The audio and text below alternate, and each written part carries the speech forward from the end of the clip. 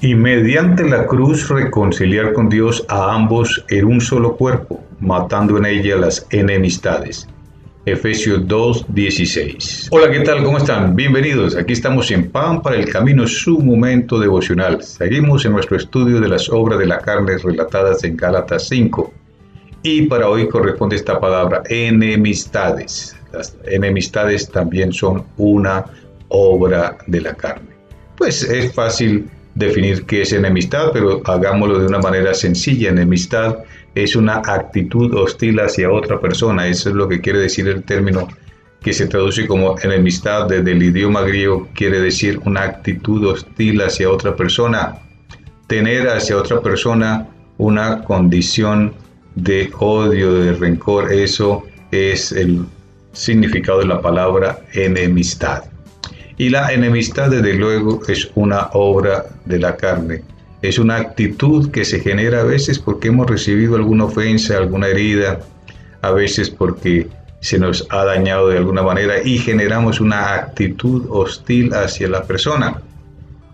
Pero no solamente se da por razón, a veces se da sin razón, en ocasiones solo por la condición del otro. Miremos aquí.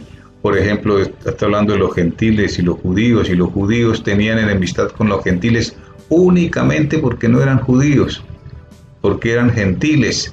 Entonces era natural, era propio, era lo que todo judío practicaba, tener enemistad con los gentiles, menospreciar a los gentiles, no entrar en comunión con los gentiles, porque eso era lo propio de un judío, lo habían recibido como herencia. Y practicaban así esta actitud hostil, esta enemistad hacia los gentiles.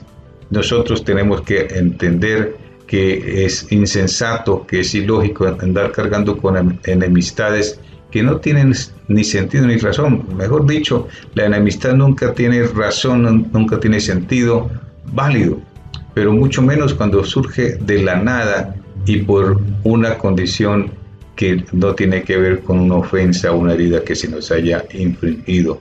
Esa enemistad debe desaparecer.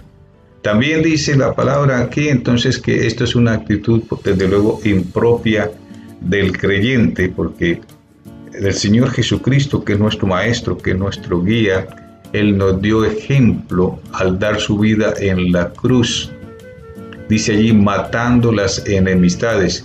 No solamente dio su vida por nosotros que estamos en enemistad con Él, y a pesar de eso Él dio su vida por nosotros mostrando una actitud amigable, sino que al dar su vida también nos permitió establecer amistad con las demás personas.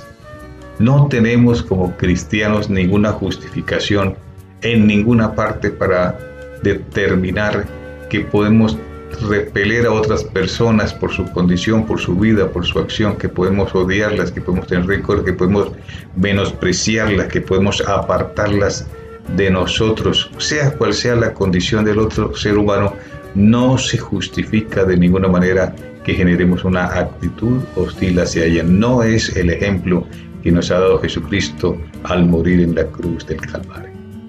Querido Padre Celestial, Señor, te damos muchas gracias porque a través de esta palabra tú nos enseñas que no debemos tener actitudes hostiles hacia las demás personas, sino amigables, que lo que es propio de nosotros como hijos de Dios es ser amistosos, no tener rencores ni rechazos hacia otras personas, Señor.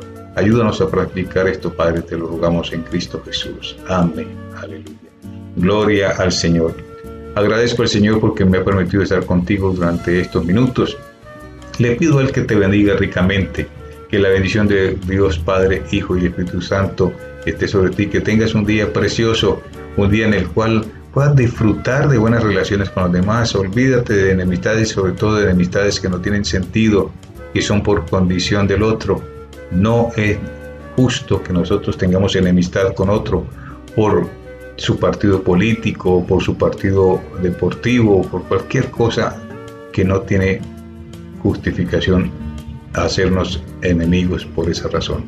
Dios nos ayude a mantener nuestra paz. Que la bendición del Señor esté con ustedes. Nos vemos en nuestro próximo momento devocional. Bueno, eso sí, si el Señor así nos lo permite. Hasta entonces.